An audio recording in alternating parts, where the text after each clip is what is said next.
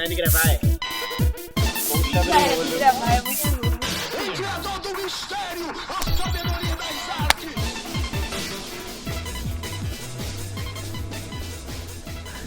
Olá, pessoal! Olha aqui, a gente de microfone. Fala, Davi. A gente tá indo agora para a quarta aula. Já viu com você? Mentira, errou, é a quinta. A gente tá aqui na frente do Paço do Frevo. Olha aqui o Paço do Frevo, é esse prédio. Já já a gente vai entrar. As outras aulas a gente gravou aqui, a primeira, segunda, terceira e quarta videoaula, na sala de dança do Paço do Frevo. E hoje a gente vai ocupar o terceiro andar. E aí, só para retomar um pouquinho do que a gente fez nas outras videoaulas, a gente trabalhou um pouco da mobilização das articulações, lubrificando a articulação, movendo, trabalhou pulsação, trabalhou a aprendizagem de alguns passos codificados, tesoura, gaveta, faz que vai, mas não vai, Tramela. ponta de pé e calcanhar. Brincou um pouquinho com a improvisação no frevo, né? A gente trouxe alguns estímulos sonoros e outros estímulos a partir da fala mesmo, de provocações, para experimentar um pouquinho o frevo. E aí essa quinta aula vai partir um pouco disso, essa quinta e essa sexta aula, que é a próxima, vai trabalhar um pouco a partir da criação em dança no frevo, como eu e Rebeca estamos pensando a criação em dança a partir das nossas pesquisas e trazendo um pouco de provocações, de referências, de como a gente vem criando diálogo com essa perspectiva da criação em dança no frevo e pensando outras possibilidades de se mover. Então, a gente vai compartilhar um pouco dos nossos processos e eu acho que é isso. Isso. E o formato que a gente escolheu, o formato que a gente escolheu para essa aula foi um jogo de perguntas e respostas. Aí a gente vai fazer um bamburim e perguntas dos nossos processos e respostas Dos nossos processos. Vem com a gente. Espero que vocês gostem. Vamos lá, galera. Vamos começar. Agora as perguntas. Blá, blá, blá.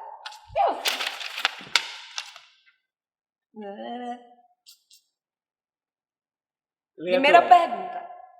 A criação em dança no frevo se restringe à função de passos e sequências de movimento? A junção, respeita meu Jota. Entendi. Você, Kimora, responda você primeiro. Tá se intrometendo Eu vou demais. fazer outra pergunta agora, veja. A segunda pergunta é: quais suas referências hoje? Hoje, viu? Hoje. Meu, quais são suas referências hoje? Então, a pergunta, né? A primeira.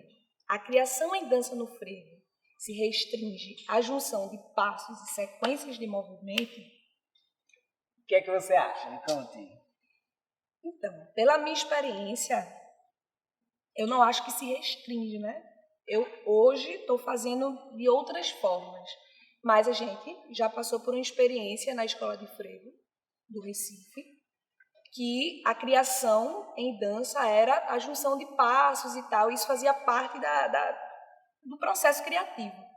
E que eu, particularmente, não funciono muito bem dessa maneira, né? Eu tenho uma memória muito ruim, e aí para pegar os passos, juntar, decorar, dessa forma, eu tenho muita dificuldade, assim. E aí, ao longo de tendo experiência com outras pessoas, vindo para o Paço do Frevo, tendo contato com Daniela Santos, ela me apresentou o movimento autêntico, e aí que é um método, né?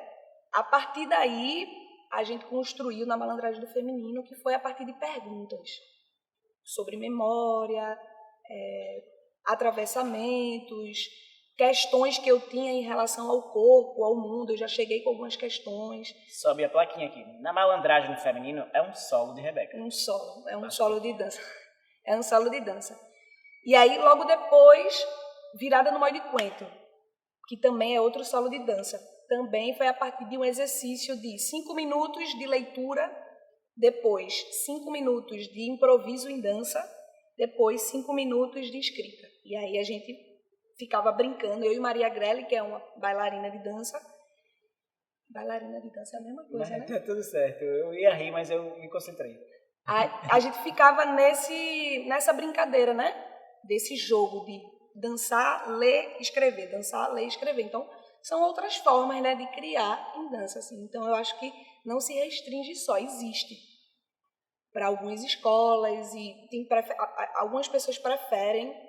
Eu acho que é uma possibilidade de fazer a dança, né? Uma possibilidade de criação no frevo. Não é restrita, não é a única, mas eu acho que é uma possibilidade e é potente também. É como cada pessoa vai se reconhecendo nesses lugares de criação, que é uma possibilidade também que está muito ligada ao fazer dança, né? Historicamente falando, que é juntar passos, criar sequências, criar coreografias a partir disso, que às vezes não necessariamente tem uma temática, ou que tem uma discussão, ou que quer problematizar algo, mas que quer se conectar, por exemplo, com a música, que quer, enfim, criar uma coreografia de sequência de passos que trabalhe muito a rapidez, que trabalhe muito a musicalidade, enfim, outros dispositivos, outros disparadores de criação, mas que não é o único, né? Dentro da perspectiva do frevo, a gente não acredita que essa é a única possibilidade, né? Rebeca relata agora um pouco da experiência dela enquanto artista criadora, né, em dança, e esses 2 projetos que ela fala, desses 2 solos, surgem a partir do frevo, né? Da relação dela com o frevo, então a gente já começa a entender mais praticamente, assim, mais visualmente, que não se restringe. Para mim também não se restringe, não que a gente não possa fazer também esses outros processos, né?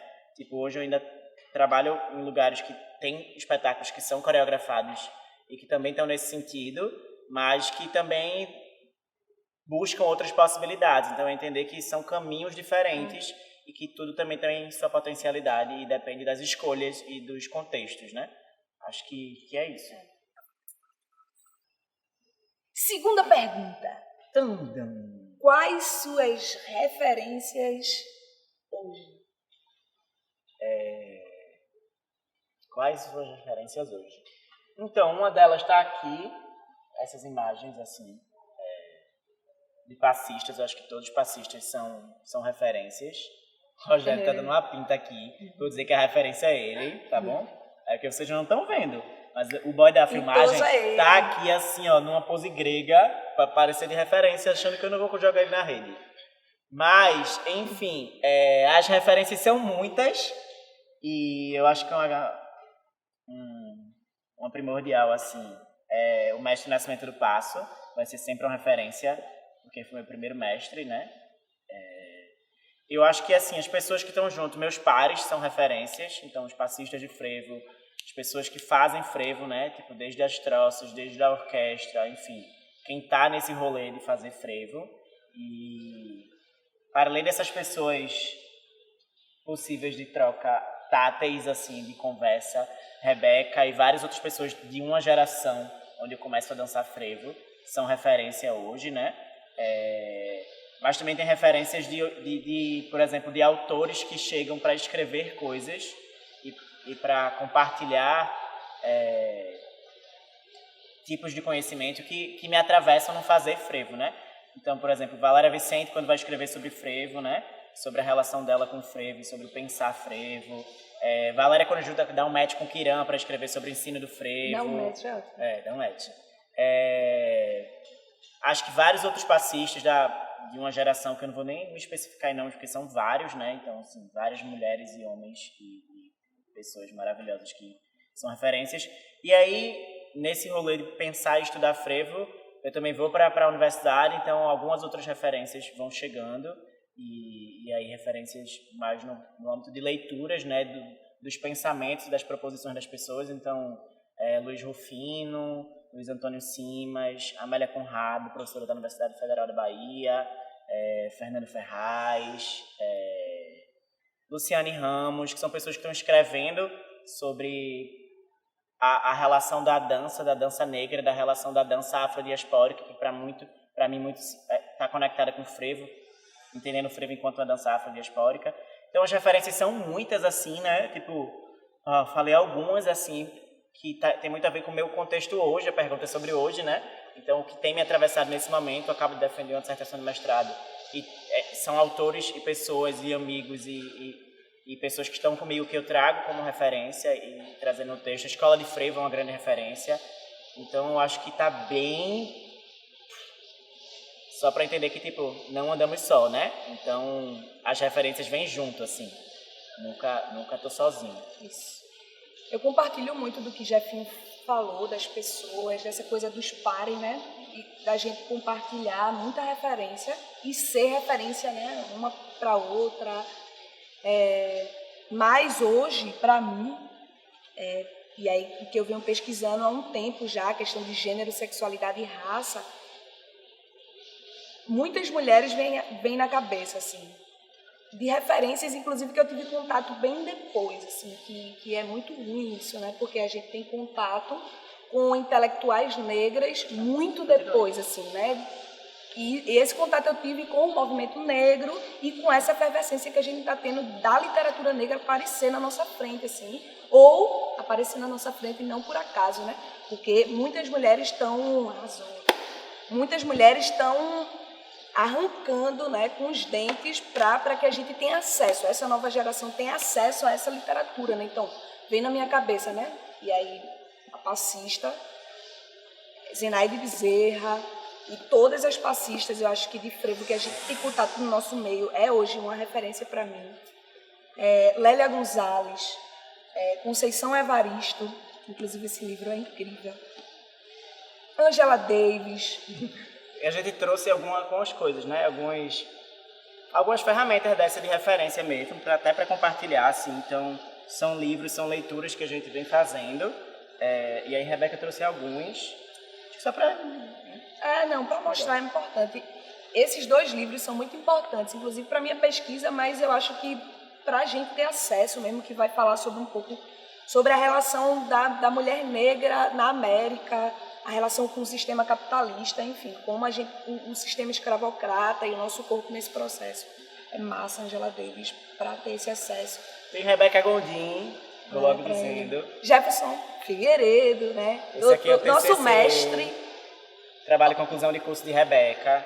Bell Hooks trabalha muito imagem, né? A forma como a gente se vê, as referências que a gente precisa criar e também destruir, porque muitas das nossas referências de imagem foi construída pela sociedade de cultura branca, eurocentrada, e que destruiu nossa autoimagem. Então, os Bell Hooks é massa. Grada Quilomba, Sueli Carneiro, é muitas. Aqui os livros de Val e Kiran, Valéria, Vicente. Tem um bem legal que chama esse aqui, Frevo, Memória e Patrimônio, que foi feito aqui pelo Paço do Frevo, e aí traz um pouco de relato de memória e de contextualização historiográfica de pessoas envolvidas, de agente, né, participante da manifestação cultural Frevo, e aí traz relatos de memória de passistas, de músicos, de folião, enfim, de pessoas que estão mais ligadas com o Frevo. Então é bem legal porque você conhece pessoas da comunidade do Frevo e entende um pouco das histórias. E aí tem livros mais relacionados à história do Frevo, tipo Frevo 100 anos de folia, que lançou na época do centenário do Frevo. Então vai ter imagem tipo de Pierre Verger quando faz ensaio em Recife, eu acho que 1947, não lembro. 1840, não vou lembrar a data exatamente. Mas Pierre Verger faz umas fotos em Recife que são bem famosas do Frevo mais antigamente, que são preto e branco, enfim. Tem Abdias do Nascimento, esse livro é massa para entender o genocídio da população negra e entender nosso processo, né? Esse processo de genocídio, de morte mesmo, simbólica e física.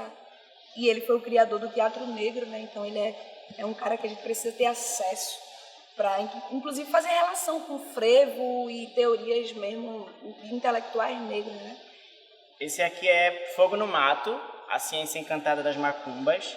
E aí foi bem importante para mim no processo de entender o frevo enquanto encruzilhada, né? Enquanto esse lugar de possibilidades e de encontros, de abrir esse campo de relação do fazer frevo, do fazer a dança frevo. Eu acho que, assim... Audre Lorde, são muitas são mulheres. Vários, assim, a gente trouxe esses livros para para criar essa visualidade, né? É massa também, Sobrevivendo no Inferno Racionais, é um álbum, mas que eu utilizo muito na minha pesquisa, é um intelectual da favela, né? Um cantor de rap, e que eu acho que tem total ligação com o frevo, a cultura negra. Eu acho que, inclusive, essas referências da nossa pesquisa e das oficinas faz com que a gente interligue esses conteúdos negros mesmo, de intelectuais negros, para relacionar com os intelectuais que estão pensando frevo e fazer essa comparação e ao mesmo tempo criticar algumas coisas, afirmar algumas coisas, né? Tirar dúvidas, fazer perguntas sobre o que de invisibilidade a gente sofreu e tirar força disso aqui, né? Tirar Dizer fogo. que essas referências são estímulos, né? Assim, tipo, termina que responde a pergunta anterior sobre esse processo criativo, né? Dizer que isso estimula a gente no processo criativo. Então, o processo criativo se abre, né? Se expande para outras possibilidades de fazer. Acho que é isso. É isso. E muitas, né? Muitas. Muitas outras que vão chegando. O bamburi. Joga.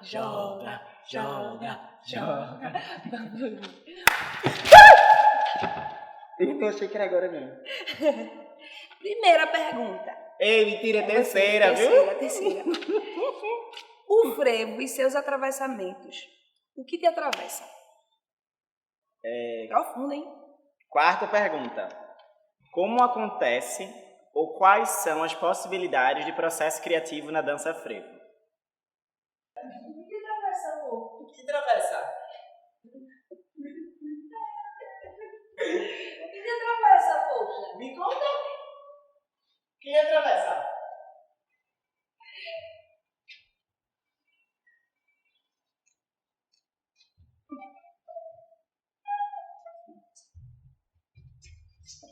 Ei, o que atravessa?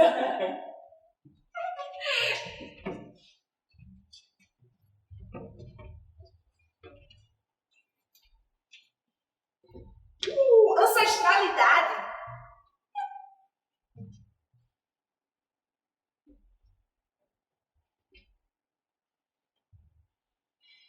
Capoeira. Mulheres negras no frevo.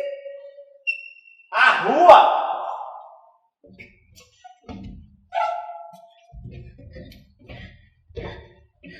Jogar.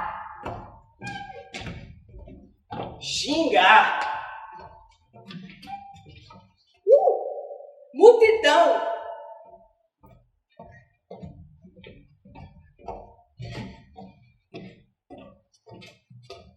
Ei, o que atravessa? Disfarçar. Mungangá.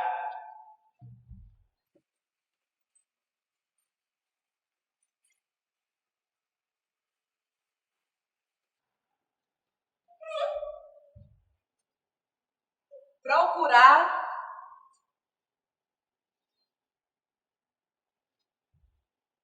Descobrir.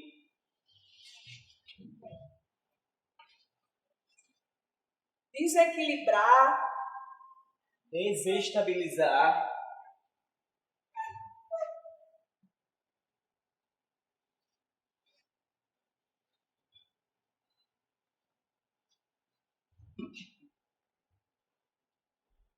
Perceber.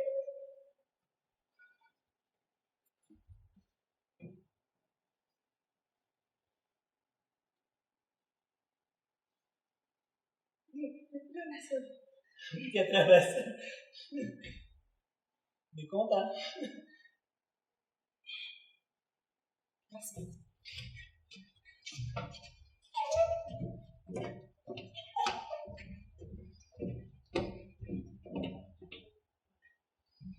Roger, o que te atravessa? Diz pra gente. Tu não conta.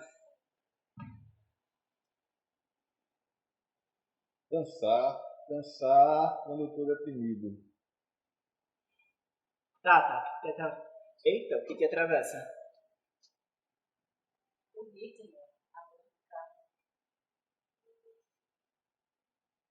Rogério e Renata estão trabalhando com a gente aqui, só que vocês não estão vendo. E aí, acho que fica a pergunta, né? O que atravessa? Pensa aí. Vamos lá para a próxima pergunta do nosso jogo. Como acontece ou quais são as possibilidades de processo criativo na dança frevo? Tadã! Eu vou começar a responder e vou direcionar mais para o meu processo, tá? E compartilhar um pouco de como acontece. Na próxima aula, que será a nossa última, eu e a Rebeca vai compartilhar um pouquinho dos nossos processos mais especificamente, a gente vai trazer como esses processos ocorreram, que dispositivos a gente usou para estimular, enfim. Mas, por exemplo, uma parte de um processo que eu vou compartilhar com vocês trata da minha relação com a sombrinha, por exemplo, do uso da sombrinha de frevo, né? Então, durante o processo de pesquisa do mestrado, eu fui entender um pouquinho essa minha relação com a sombrinha, quando fui provocado por uma professora de levar um objeto para a aula que tivesse relação com a minha pesquisa. E aí, na hora, eu só pensei em uma sombrinha de frevo. Foi a primeira coisa que eu vi. Veio na cabeça. E aí, eu estava morando em Salvador, sou de Recife. E aí, quando chegou, eu fiz... é uma sombrinha de frevo. Cheguei em casa, eu me dei conta que eu não tinha sombrinha de frevo. Que eu tinha me mudado de Recife para Salvador e não tinha levado nenhuma sombrinha de frevo. E eu estava indo fazer um mestrado em dança, que a pesquisa era com frevo. E aí, me veio um start assim, na cabeça. Tandam. Alguma coisa mudou aí, porque, tipo, como eu fui sem uma sombrinha de frevo, né? Qual a minha relação hoje com a sombrinha de frevo? E aí eu fui pensar um pouco sobre isso e fui experimentar. Eu já dançava às vezes sem sombrinha, mas fui entender melhor qual o significado daquele acessório, daquela simbologia da sombrinha para mim e para o meu dançar frevo, né? Então, eu fui entender que lugar é esse, qual a minha relação com a sombrinha, e aí fui acessar lugares de memória da minha relação com a sombrinha. Quando eu era aluno do Nascimento do Passo, tinha essa relação, se a sombrinha caiu, tem que ter um jeito de pegar a sombrinha, você pega a sombrinha. Na escola de frevo, no Nascimento, se você não levar a sombrinha, você tinha um pedaço de madeira para fazer como se fosse a sombrinha. Então tinha essa relação de apego com a sombrinha. E aí eu relato também um outro fato na Comissão de Frente da Mangueira, que a gente fez em 2008.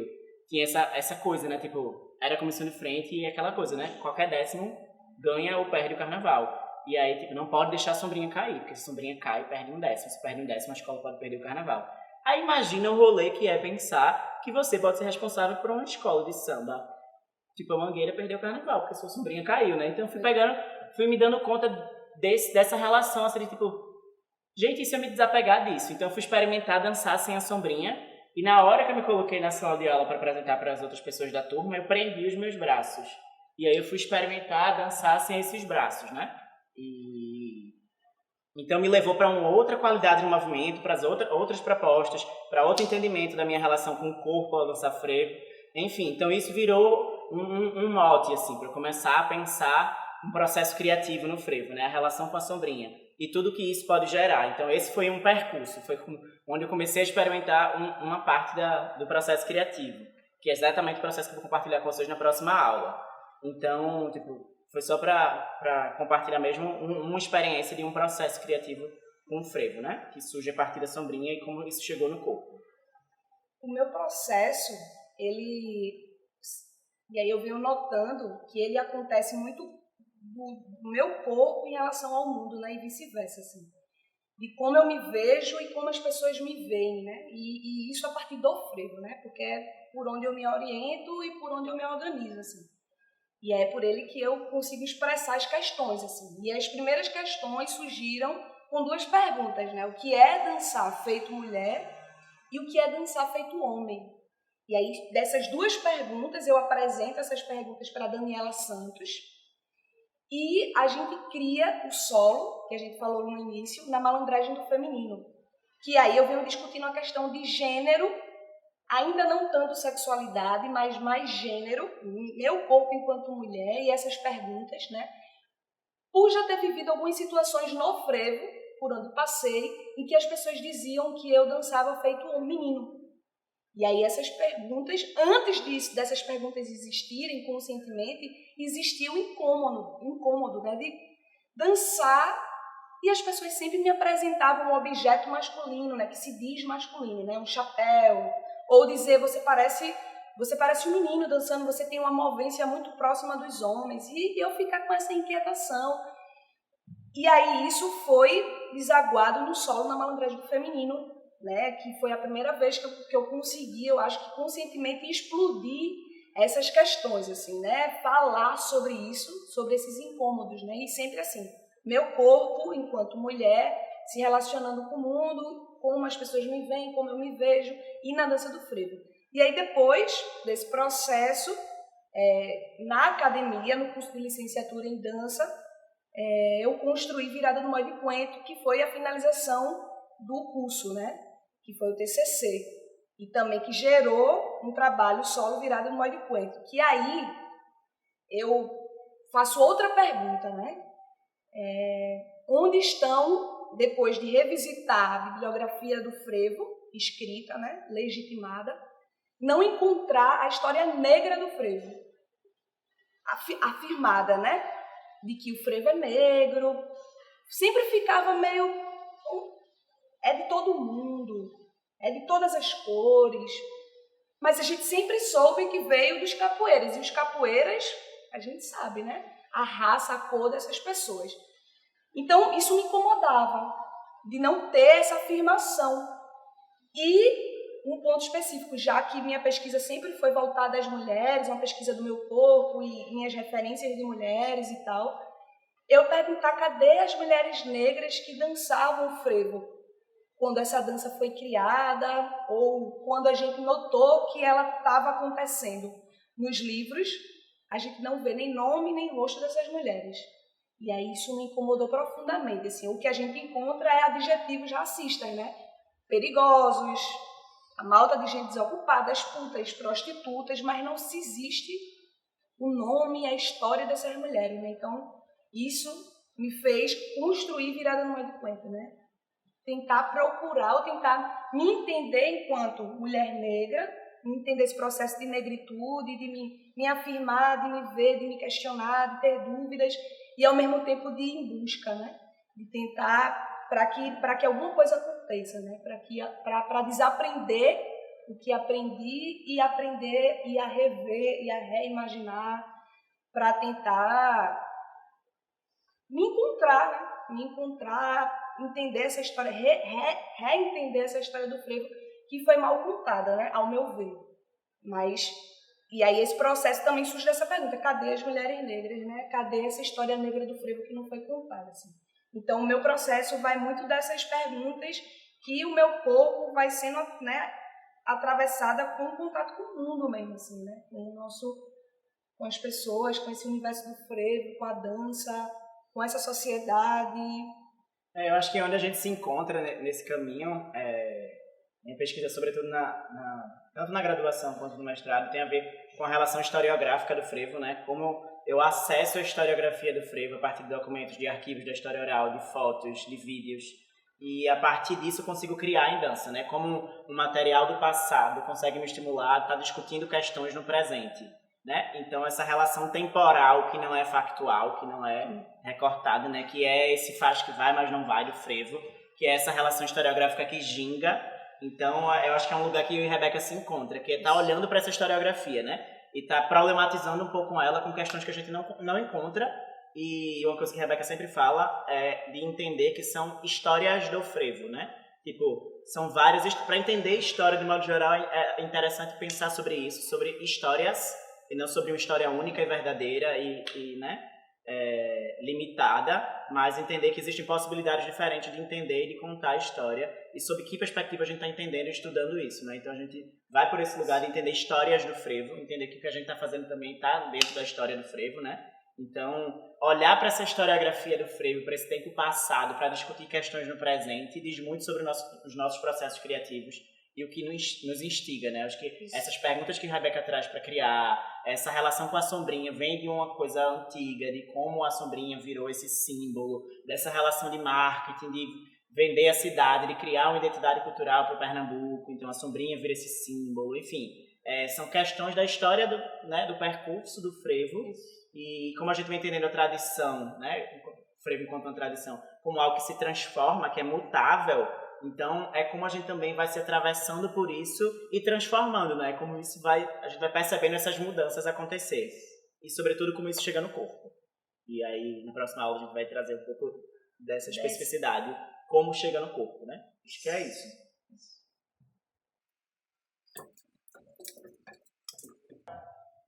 Vamos Mas lá. joga no meio que a gente pega, eu acho. Joga. Ei, pegou nenhuma! Pegou. Peguei. Vai ver? Fala um pouco como foi dançar sem sombrinha. Essa é pra mim, né? Tá bom. Quais estímulos para a criação no frevo?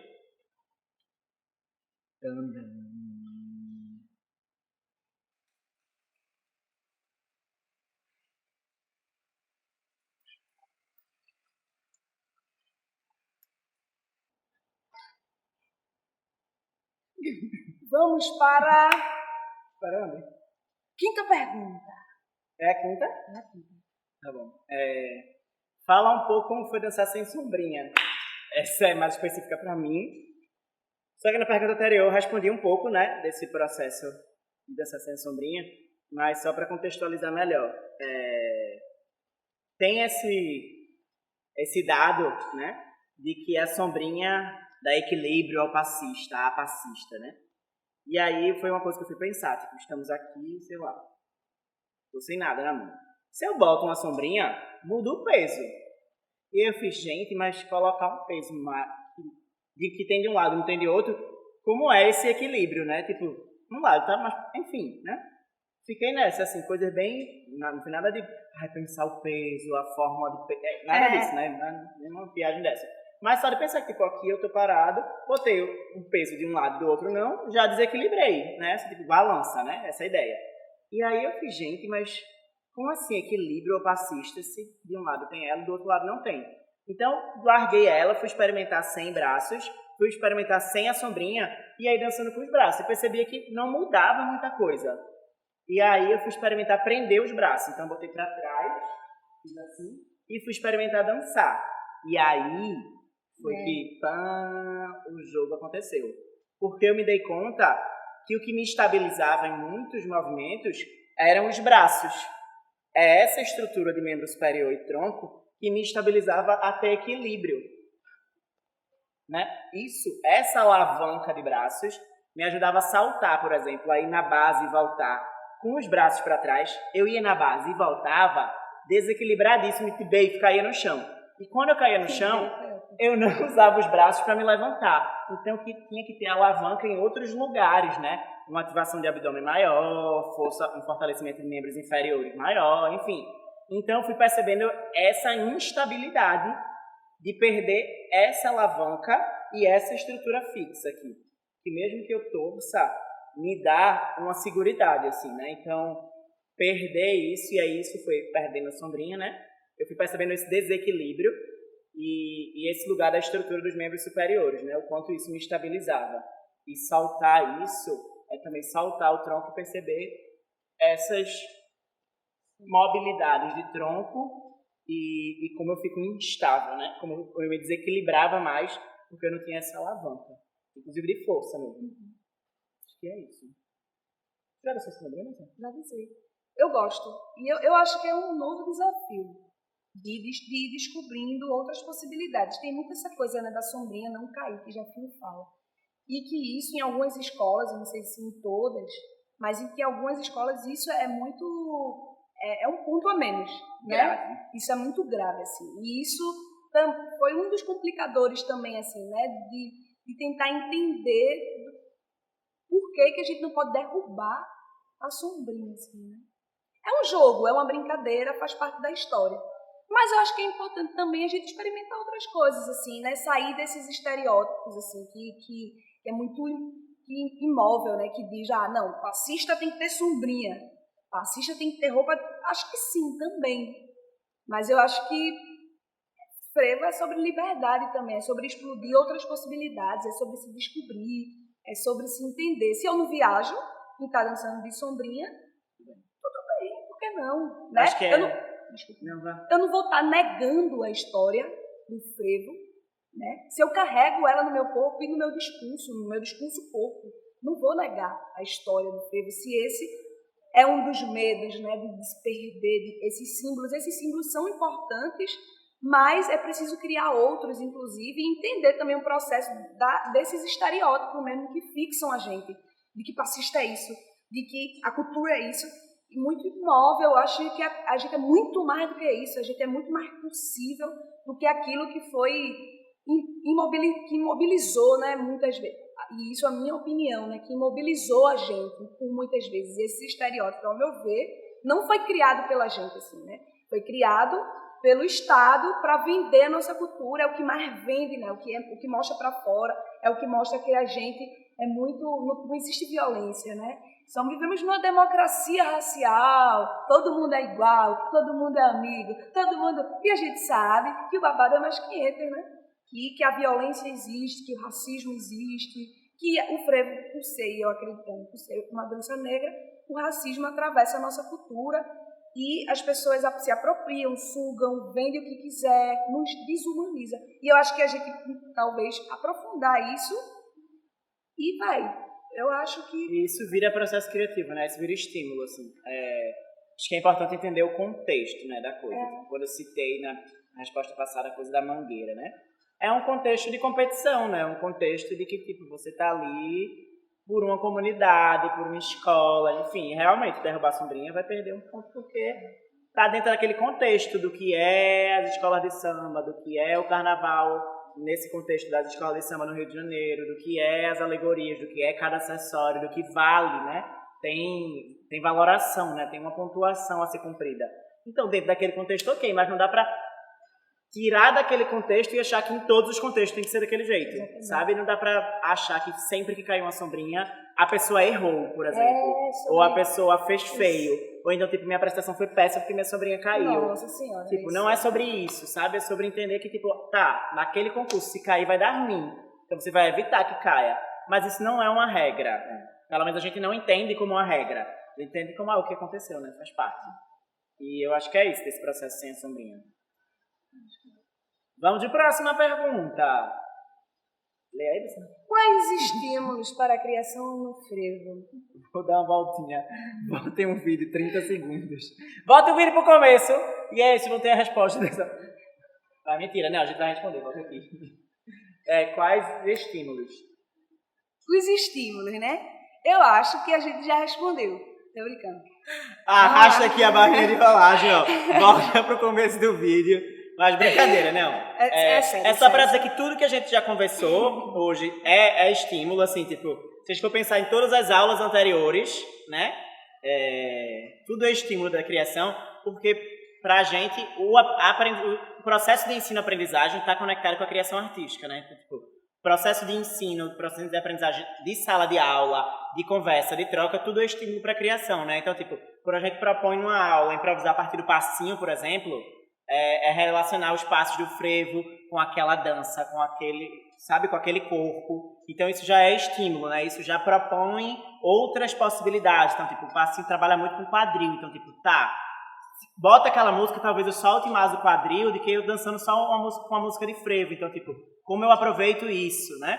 Então, tudo é muito proposição, né? Tudo é como você recebe e para que você vai usar, né? Assim, tipo, hoje a gente tá gravando aqui no terceiro andar do Passo do Frevo e tudo é muito possibilidades, tudo é muito estímulo, né? Tipo, a gente acabou de constatar coisas que não esteja constatando hoje, mas, por exemplo, tem 2 andares, assim, que você pode sentar aqui e que são degraus também, e tem nome de várias personalidades da história do frevo, né? Várias pessoas que contribuíram, que estão na historiografia e no fazer frevo. E a gente constatou que o nome de mulheres são pouquíssimas. Tipo, sei lá, eu já contei 45 homens para 4 mulheres, por exemplo. Não contei todos, né? Mas... Então isso já é um estímulo, isso já fala muito pra gente sobre questões de gênero no frevo, sobre o lugar da mulher no frevo, né? Então, para dizer que isso também estimula, né? Tipo, a Rebeca falou na resposta 4, aquele que decorou, mas sobre essas perguntas que ela faz para criar, né? E aí uma das perguntas foi esse lugar da mulher negra na história do frevo, né? E aí, além da especificidade da mulher negra, o lugar da mulher, né? Tipo, a gente vê o nome de um monte de homens, mas a gente não vê o nome de mulheres. Então isso já é estímulo de criação, sabe? Tipo, talvez não vai ser agora que a gente vai começar, vamos começar a criar. Não, mas tipo, rola uma anotação, rola a memória, e aí outro dia a gente vai conversar, vai ler alguma coisa e vai lembrar disso, enfim. Tudo é muito, sabe? Da onde parte, né? Isso eu acho que é muito pessoal mesmo, assim, subjetivo, né? E eu acho que é isso que a gente está falando, né?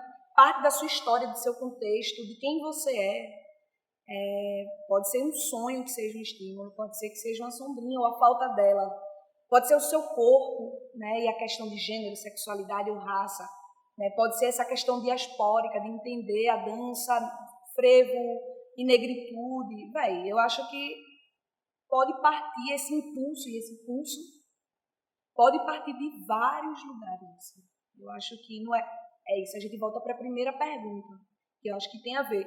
Não é só da sequência de passos, né? Da junção de passos. Não é só. Sabendo que essa também é uma possibilidade, mas eu acho que pode ser de memória, da sua vida, do terreiro que você pisa, do chão, você quer pesquisar com o frevo a terra, né? A chuva. Eu acho que é arte, né? É abrir o campo. Eu acho que perguntas vão surgir de tudo que atravessa. Outra pergunta. É isso, é como você se coloca, né? Tipo, a coisa também, não vou dizer que vai cair do céu, assim. Tipo, tô querendo criar. Chegou, né? Caiu do céu a proposta. Mas, tipo, tô querendo criar. Abre para as possibilidades, né? Joga para o universo, assim. Tipo. E aí as coisas vão acontecendo também, né? Por exemplo, a Rebeca falou do pulso. E a gente trabalhou muito isso nas outras aulas, né? Do pulso. Mas isso foi uma escolha nossa para esse momento, para esses vídeos, de entrar nessa marcação. Mas o sair do pulso é um estímulo. Porque o pulso a gente vai no surdo. 1, 2, 1, 2. Mas tem um saxe fazendo 1000 estripulias de uma coisa meio sinuosa na música, assim, que sobe, que desce, sabe? Tipo, você nem fazer um som de sax. Mas que faz a gente mover em outro lugar, diferente do 1, 2, 1, 2. Então, mesma marcação que a gente sugeriu, pode ser ela o estímulo de sair da marcação, sabe? Então, se conectar, tipo, queria tal coisa, o que me leva? E aí uma coisa que a gente vem trazendo bastante nos nossos processos criativos e estimulando quando a gente tem essa relação de ensino-aprendizagem de troca, é que a gente se coloque e se veja imbricado nesse processo, né? Tipo, trazer suas referências, sua memória, sua história, com quem você anda junto, quem lhe atravessa, enfim. Todo o seu legado e o seu vivido é importante para o processo, né? Isso. E, por exemplo, essa forma que a gente escolheu de fazer essa quinta aula dessa maneira também foi uma escolha, né? O estímulo foi as perguntas que a gente está fazendo para a gente mesma, só que não só. A gente está jogando, né, para a gente conversar. Foi uma forma que a gente escolheu para talvez sair um pouco dessa coisa de ficar falando, apesar de que estamos falando, né? Mas existiu uma dinâmica, isso foi um estímulo, né? As perguntas e questões que partem dos nossos processos estimulou essa criação aqui. Então, e termina aqui as 4 primeiras aulas, né? Que a gente tem as mobilidades, as pulsações, o ensino dos passos. São respostas a essas perguntas. São respostas a essas perguntas de hoje. Boa, relaxa. Um meme, se vocês não entenderam esse meme, volta para a primeira aula, que vocês vão entender. Só não vou dizer que está no final para vocês assistirem a aula toda. Mas essas perguntas, as respostas já foram dadas nos vídeos, né? Tipo, essa oficina surge para responder isso. E só que não são respostas prontas, são respostas provisórias. Exatamente. Então, tipo, agora a gente respondeu em forma de oficina. A gente deu 4 aulas da gente se mexer, da gente experimentar o frevo em outros lugares. Daqui a 2 meses, ou amanhã, a gente pode pensar outra resposta provisória. Exatamente. Sobre essas mesmas perguntas. Então, é muito essa. Mas é isso, é dizer que são possibilidades. São possibilidades. São perguntas, né? E são respostas. E E aqui pega o malabares. E ó, é isso, né? É isso. Eu acho que é isso. A gente vai ficando por aqui hoje. Ativa o sininho, arrasta pra cima. Mentira, arrasta pra cima é brincadeira. Mas ativa o sininho mesmo, que a gente tem a próxima aula, que é a última desse processo, desse projeto, né? Financiada pela Audi Blanc, aqui em Pernambuco. Então, vamos